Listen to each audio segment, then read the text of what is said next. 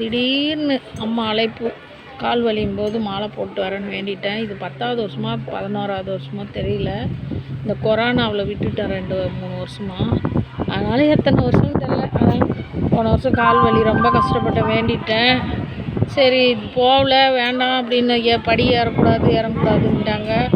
இருந்தாலும் bus travel அதிகமாக பண்ணக்கூடாதுன்னாங்க. என்ன பண்ணுறது, ஊருக்கு போயிட்டு வர்றதுக்கு லேட் ஆகிடும். அதுக்குள்ளே மாலை போடுறது முடிஞ்சிடும். திடீர்னு என்னானே தெரில, 5 மணிக்கு எழுந்திரிச்சி கூட திரும்ப போய் படுத்துக்கிட்டேன் 7 மணி வரைக்கும். திடீர்னு அம்மா அழைப்பு பாருங்கள். அம்மாளுக்கு எவ்வளோ சக்தி. எப்பயுமே நான் மருவத்தூர் போனால் இன்றைக்கி வரைக்கும் பிளான் பண்ணி போனதே இல்லை. நாங்களும் 33 வருஷமாக மருவத்தூர் போகிறோம். 33 வருஷமாக திடீர் காலையில் எழுந்திருப்பேன், விடிகாலில் கோயிலுக்கு போகலான்ட்டோம். அதே மாதிரி இப்போது சரி இன்றைக்கி ஒரு வாரமாக கறி எதுவும் செய்யலை. வீட்டில் எல்லாம் ஊருக்கு போயிட்டாங்க.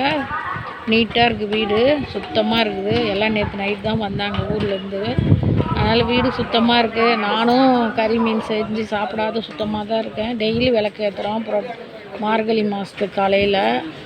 அதனால் சரி போயிட்டே வந்துடலாம். அங்கே கோயிலில் எங்கள் வீட்டுக்குள்ளே குடியிருக்கிறவங்க போனாங்க.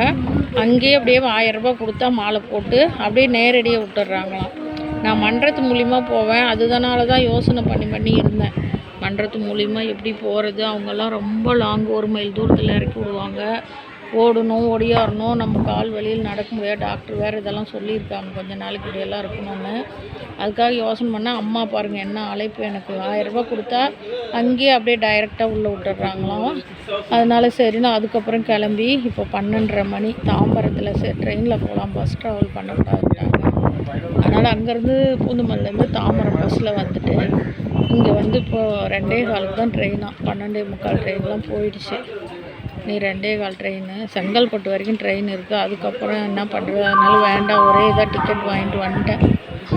சரி 2:15 ட்ரெயின் பிடிச்சி போயிட்டு இருமுடி கட்டி மாலை செலுத்திட்டு வந்து இன்றைக்கி ஒரு நாள் நாளைக்கு ஒரு நாள் நாளான்னைக்கு காலையில் மாலை கழட்டிடுவோம். 3 நாள் மாலை கணக்கு. அதனால் ட்ரெயினுக்கு வெயிட் பண்ணுறேன். அவங்க இந்த சேனல் பார்க்குறவங்களுக்கெல்லாம் அம்மா ஆசீர்வாதம். ட்ரெயின் ஏறிட்டு பண்ணுறேன். கோயிலுக்கு போயிட்டு கட்டாயம் எல்லாம் எடுத்து வீடியோ போடுறேன்.